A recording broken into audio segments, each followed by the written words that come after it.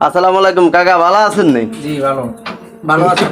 আছি কাকা, আলহামদুলিল্লাহ। তো আজকে আমরা একটু আপনার সাক্ষাৎ নিতেছি। তো কাকা, আমাদের দেশের পরিস্থিতি কি?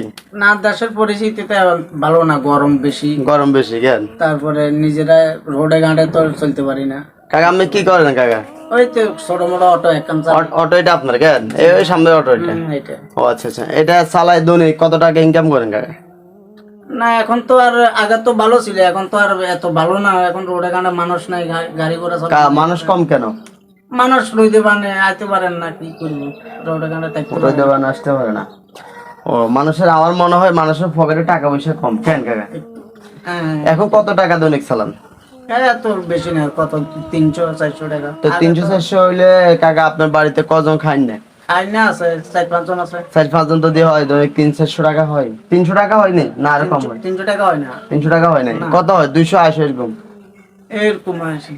দৈনিক যদি 280 টাকা আপনার গাড়ির চালানি হয়, তাহলে তো খরচ বেশি, খরচা বেশি, আর ফ্যামিলিটা চলতে খুব কষ্ট হইতেছে। একবারে হিমশিম খাইছি। দেখেন দর্শক, আমার কাকা বলতেছে ফ্যামিলিতে খুব চলতে অনেক কষ্ট হয়। দৈনিক 200-200 টাকা। এই একটা অটো রিক্সা আছে, দেখেন এই অটো রিক্সাটা এই চালায়, দৈনিক 280 টাকা ইনকাম হয়। আর আমার কাকা গরম দেখি আমাদের বাড়ির সামনে আসি পড়ছে, যার আমি